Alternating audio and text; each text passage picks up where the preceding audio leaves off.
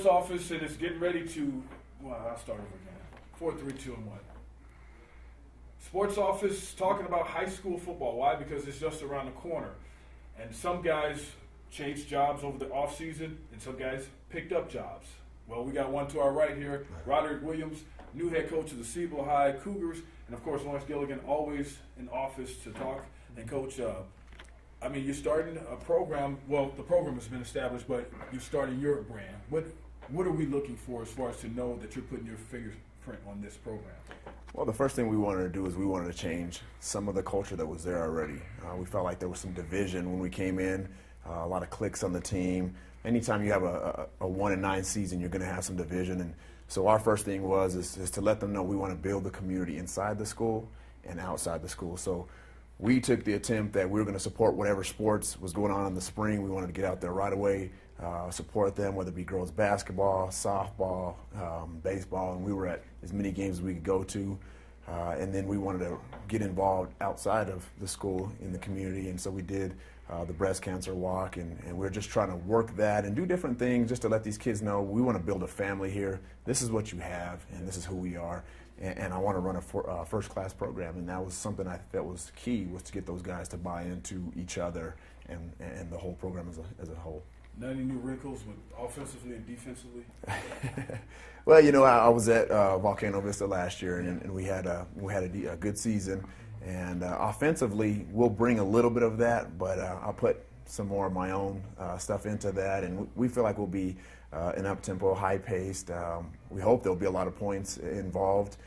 But, yeah, we'll change some things. And we got a lot of guys that fit well into this offense, so I think we'll be okay offensively there. That's right, offensive coordinator over at Volcano. Yeah, okay, so are you talking like spread offense? I know you want to give anything away yet, but I mean, when you talk about what's the game like though now? Do you feel like it's changing in the high school levels? Because when I played, and probably when you played, it was just 32 traps. It was exactly basic stuff, and now you run spreads and you use the athleticism. Is that absolutely? I mean, there's so many athletic kids nowadays.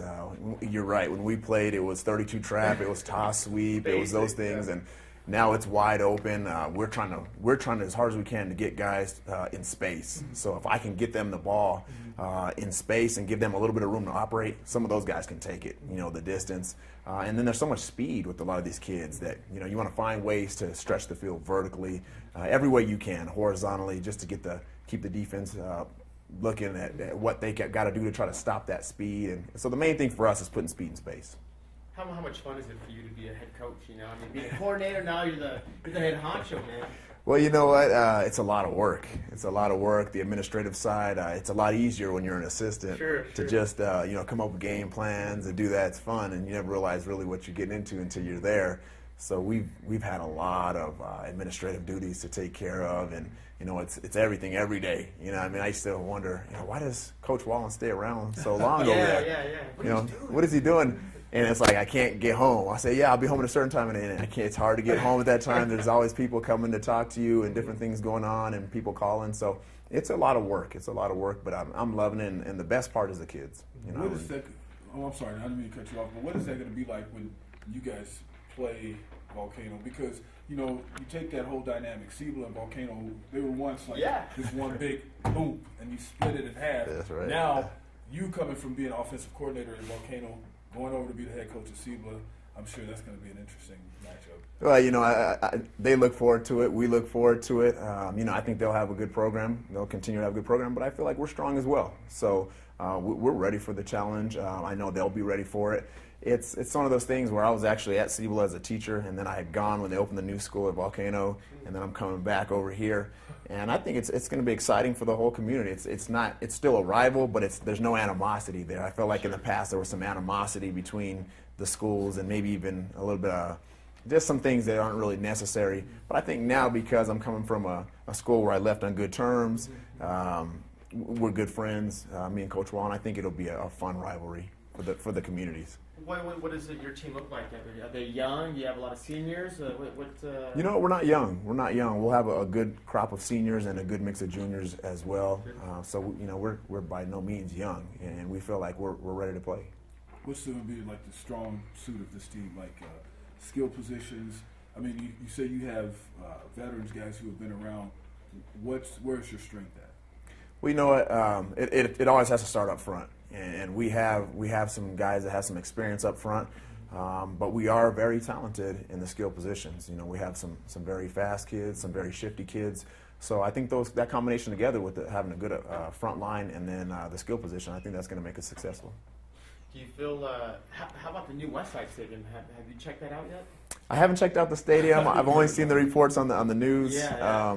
And it looks wonderful. I think, you know, the last facility that was built was the soccer complex, and so, you know, I did a little study on that as part of my master's program, and it's a great stadium. So I imagine this new one's going to be just as good. It's great for the kids and the community, and I'm very thankful that they put that time and money into that. It's important for the community of Albuquerque, and it just opens up, you know, more for the west side as well. So it was very important to get that done, and I'm excited about it. I'm sure it's a first-class facility. It's kind of like southeastern New Mexico, you know, the way they put everything into that facility. Now, with that said, it seems like the North is trying to catch up with the South as far as competitiveness and the way they play football, because at one point there, like when I was back in the day when I was in high school, it was like South football.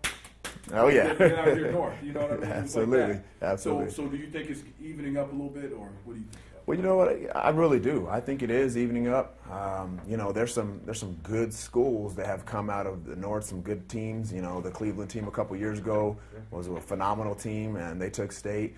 Rio Rancho seems to be a force every year. I think Volcano Vista's, you know, a force up this way. And then, of course, what they call the Super Conference, the Super District with Manzano, Sandia, those guys, La Cueva, El Dorado. That you know, I think it's evening and leveling out with the guys down south, with the Mayfields and the Cruces, and so I definitely think it's changing, and I think things like this helps getting a stadium like that. How about 2 days? When does this all kick off for you guys? Is it next month, or were you guys there doing 7-on-7 stuff? We've been doing 7-on-7. We've done some tournaments, and we've seen some success. We've had success in those tournaments, and I tell those guys, if we execute, give effort, then we can compete with anybody. But if we don't, then we can get beat up by anybody. So it's been nice because we've seen some success in the 7-on tournaments, whether it be, you know, just with another school or just a few schools or a lot of schools. We've done really well, and so we hope that'll carry over into the actual gameplay as well. What are you looking for as far as where you, at the end of the season, you say, this has been a good season for me? What are you looking for? It's been a good season if our philosophy and what we believe in has been implemented. We feel like the kids are already starting to buy in to what we're trying to give them and put in place. If they fully bought into that and we gave maximum effort and executed as well as we can, it'll take care of itself, and I will have said, you know, that's a good season because the kids grew, the coaches grew, and I think we're in a good place. And are you finding that the challenges of being a head coach, as far as this is your first gig as a head coach? You talked about the paperwork, doing the different things, and, you know, wondering where Coach Wallen is, you know, like when you were at Volcano, like how is it taking so long, and now you see why it's taking so long. What has been the most challenging part of that? It's the ups and downs. You know, there's certain days where, you know, all kinds of good things come. The kids are excited, the coaches are excited, everything is going well. Then the next day, you know, it's other new things that come in. You know, sometimes it's talking with parents in situations, or it's a kid that has to move. It could be, you know, just front office situations where, you know, we're working with the administration. Losing some coaches, I've lost some good coaches that have moved out of town, and that feels like a punch to the stomach a little bit at times, because, you know, you're looking forward to having them and working with the kids, and then all of a sudden, you know, they've got things that got to happen where they got to move out of town. So the ups and downs for me, the roller coaster ride has been hard. It's been very difficult. Is your staff filled, or you got the guys you want in there? Staff's filled. We recently lost one of our better coaches. You know, situation came up where he needed to make a move, and so we're going to replace him. I'm talking with the guy I believe is going to be good for us. I'll be talking with him tomorrow, and so we've had the staff filled. It's constantly having to fill it because so many situations came up. You know, I had a whole staff pretty early on, but then, you know, some guys had to move out of state and things like that, and that makes it challenging. Yeah, you see what he's like, you need a quarterback?